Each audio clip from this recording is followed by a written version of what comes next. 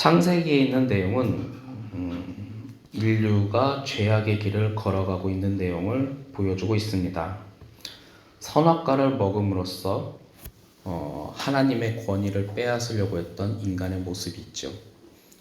왜냐하면 선악과를 봤더니 네가 하나님처럼 될 거야 라는 그 말을 듣고 인간이 선악과를 보더니 먹음직도 하고 보암직도 했더라. 하나님처럼 된다는 그 말 한마디에.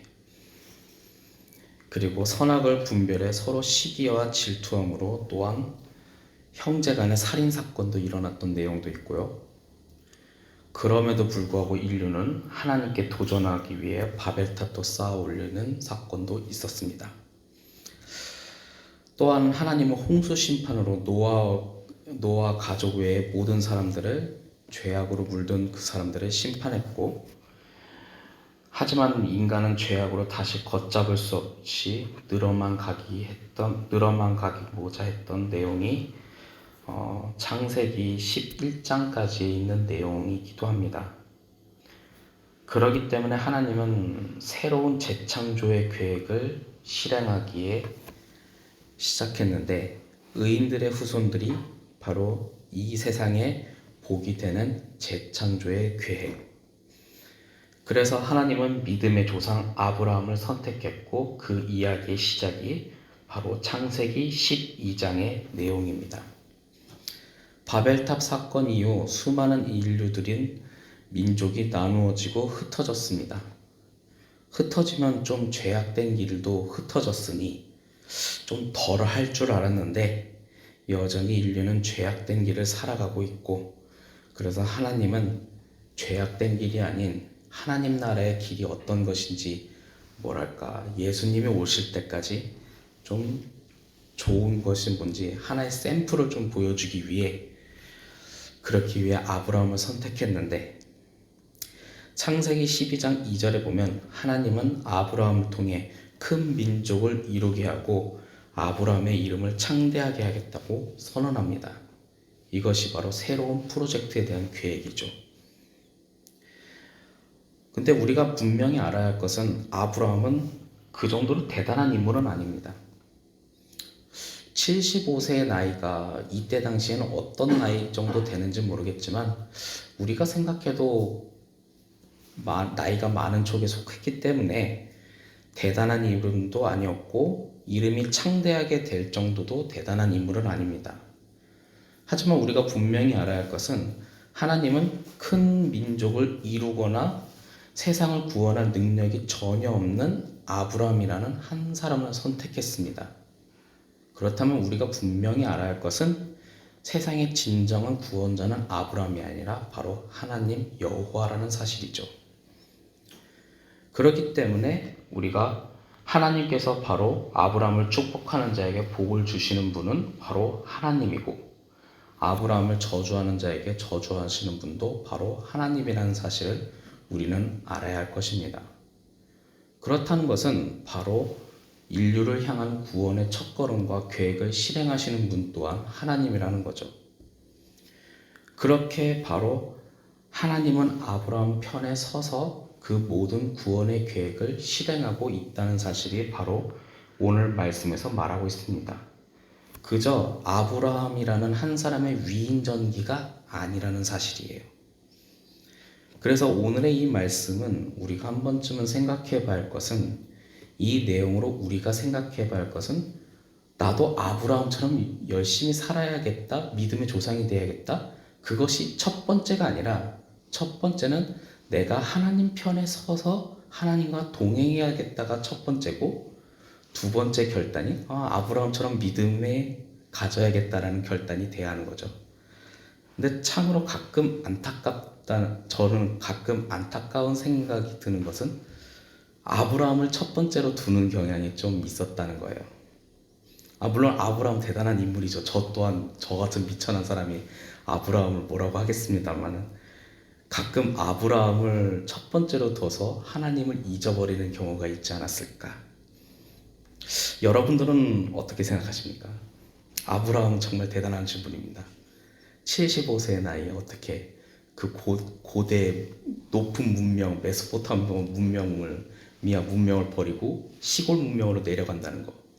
지금으로 따지면 귀농이라고 하도 비유해도 되려는지 모르겠지만 그걸 쉽게 결단하기는 쉽지는 않았을 겁니다만, 하지만 그것을 이끄시고 역사하신 것은 하나님이었고 21세기를 살아가는 우리에게 있어서 위대한 복의 근원의 역사를 하는 것은 우리가 하나님과 동행할 수 있을 때 역사할 수 있다는 거죠. 그러니 오늘 이 말씀에 21세기를 살아가는 우리에게 있어서 우리도 복의 근원이 되는 방법은 딱 하나죠. 오늘 하루도 주님과 동행하는 겁니다. 여러분들의 삶도 오늘 주님의 말씀과 이 말씀이 주님과 동행할 수 있는 큰 도전이 되었으면 좋겠습니다. 그렇다면 주님과 동행했던 한 사람 아브라함은 어떻게 했는지 오늘 말씀에 보면 창세기 12장 4절에 보면 여호와의 말씀을 따라갔다라고 표현하고 있습니다. 여호와의 말씀을 따라갔다. 75세에 적지 않은 나이에 여호와의 말씀을 따라갔다. 성경에 보면 아브라함에 대한 자녀의 기록은 없습니다. 아무래도 그 나이가 되도록 자녀를 갖지 않는 것은 좀 어떤 사연이 있는지는 모르겠지만 자녀가 없다는 것은 분명한 건 하나가 있습니다. 21세기의 시점으로 볼 게 아니라 고대사회 시점으로 바라볼 필요가 있죠. 그것은 그가 큰 세력을 갖고 있지 않다는 거죠. 미래 보장에 대한 것이 없기 때문에 아브라함이 돈이 많거나 세력이 강해도 미래 지속적이지 않다는 거예요. 그건 그렇다는 것은 장기전으로 가면 아브라함 세력은 사라진다는 거죠. 그렇기 때문에 그의 세력은 큰 세력이 있지도 않고 그리고 가나안 땅에 들어가도 쉽게 정착이 오래 지속되지 않는다는 거예요. 그럼에도 불구하고 그가 하나님의 말씀만 듣고 나아갔다는 것은 그가 순종의 사람이라는 거죠. 저는 이 부분은 우리가 존중해주고 우리가 배워야 한다는 거예요. 제가 말하는 두 번째라는 거죠. 첫 번째는 하나님의 위대하심이고 두 번째 우리가 배워야 할 점이 바로 이 순종의 아브라함의 모습이죠. 그러나 우리 현실은 매우 의심스럽고 불확실한 부분이 많아요. 그럴 때일수록 우리는 항상 이렇게 말하죠. 돌다리로 두들려 보면서 하자. 불확실하기 때문에 하나님 말씀도 두들려 보면서 확인하게 하는 게 우리의 특성인 것 같아요. 그러다 보니 하나님 말씀도 의심하게 되는 거고요.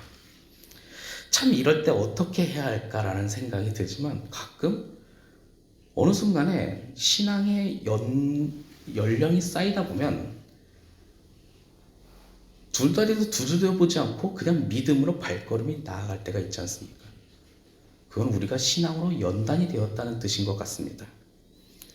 오늘 말씀 속에 이 아브라함도 바로 그냥 주님께서 가라 하니 바로 그 주님과의 동행과 관계성에 의해서 그냥 메소포타미아의 문명의 그 엄청난 도시 문명을 버리고 잘 알지도 못하는 그 시골 문명으로 그냥 나아갔습니다.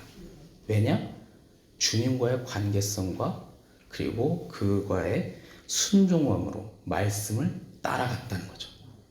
바로 오늘 하루 우리가 기억하면서 순종해야 할 부분이기도 합니다. 그리고 창세기 12장 7절에 보면 아브라함과 그의 자손이 가나안 땅을 주시겠다고 약속하셨고 그리고 아브라함은 그 땅에서 제단을 쌓고 하나님께 감사를 드렸습니다. 제일 특이한 것은 여호와의 이름을 불렀다라는 거죠. 아브라함은 분명히 이거는 이방 사람이에요. 가나안 땅 입장에서는요. 지금 우리 21세기는 이사 같은 것이 쉽죠. 어디 가서 동사무소에 바로 그냥 등록하면 바로 여기 사람이 되고, 저는 대전에서 태어나지 않았지만 한 2, 3년 전에 대전 동구에 이사 와서 등록하면 대전 동구 사람이 됐습니다. 하지만 예전에는요, 그냥 딱 오면 그 대전 동구라고 만약 가정을 하면 대전 동구에 딱 이사 오면 대전 동구에 있는 그 사회가 지켜주지 않아요. 왜냐, 이방 사람이면. 그만큼 사회적인 그런 체제가 있었던 적이 있었죠. 대전 동부 경찰서가 막 이사 왔던 이신욱이라는 사람을 지켜주지 않아요. 그럼 이신욱이라는 사람이 도둑질을 당해도 지켜주지 않고 도둑도 안 잡아주고 하는 그런 고대 사회가 있었죠. 그런 환영받지 못하는 아브라함의 신세가 있는데, 근데 여호와의 이름을 부르면서 감사하면서 찬양했다고 써 있습니다.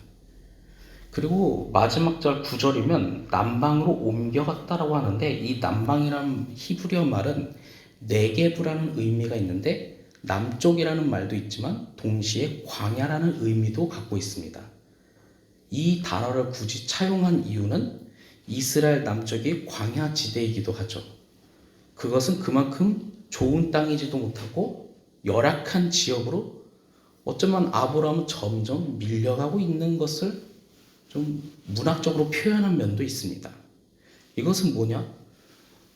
메소포타미아 문명에 있었던 그 엄청난 도시 문명을 버리고 하나님 말씀대로 따라가고 순종하고 갔는데 찬양할 수 있을까요, 하나님을? 주님 말씀대로 따라갔는데 내가 왜 이렇게 살고 있지요? 우린 가끔 살다 보면 그런 때가 있지 않나요? 하나님 말씀대로 했고 하나님 말씀 보게 했는데 가끔 그러다 보면 내가 주님 말씀 제대로 들은 게 맞나 하는 의심이 들 때도 있어요. 그러다 보면 순종이 아니라 의심이고, 그러다 보면 여기엔 주님 말씀이 없나 보다 하면서 뭐 다른 교회로 가시는 분들도 있고 뭐 그렇지 않습니까?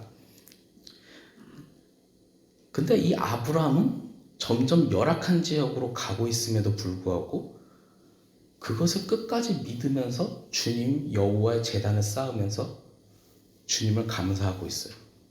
솔직히 이쯤 되면 여호와를 버리고 그 가나안에 있는 그 신을 찾아서 거기에 정착하기 위해서 거기 신을 섬길 수도 있는 하나의 선택지도 있을 겁니다. 그럼에도 불구하고 그는 항상 여호와의 이름을 부르면서 찬양하고 예배하고 있었다는 사실이에요.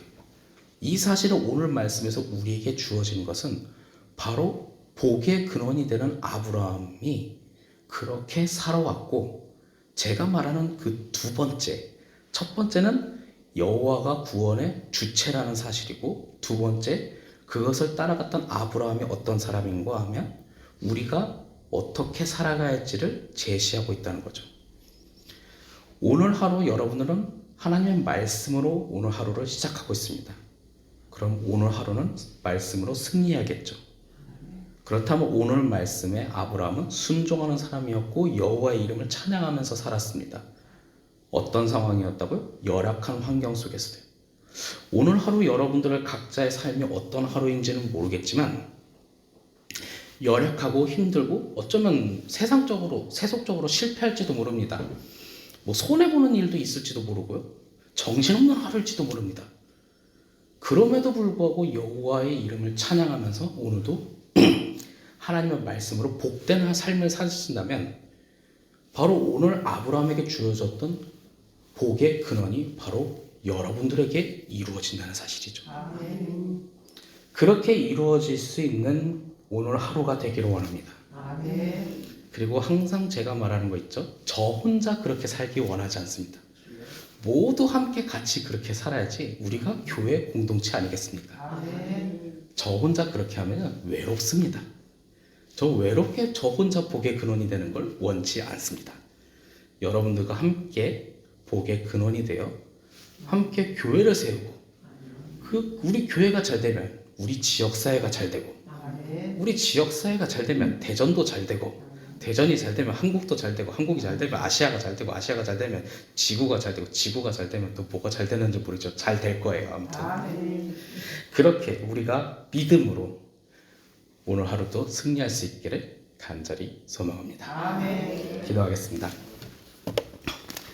사랑하는 하나님, 오늘 이 아브라함의 말씀, 하나님과 함께하는 아브라함의 이야기를 통해 복의 근원의 주체자였던 하나님을 찬양합니다. 아멘.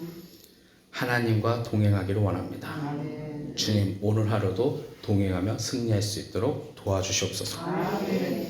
그리고 아브라함이 주님의 말씀을 순종하고 하나님을 찬양했던 것처럼 오늘 하루 우리가 실패하고 정신없고 열악한 환경 속에서도 주님을 사랑하며 주님의 말씀을 순종하며 승리할 수 있도록 도와주시옵소서.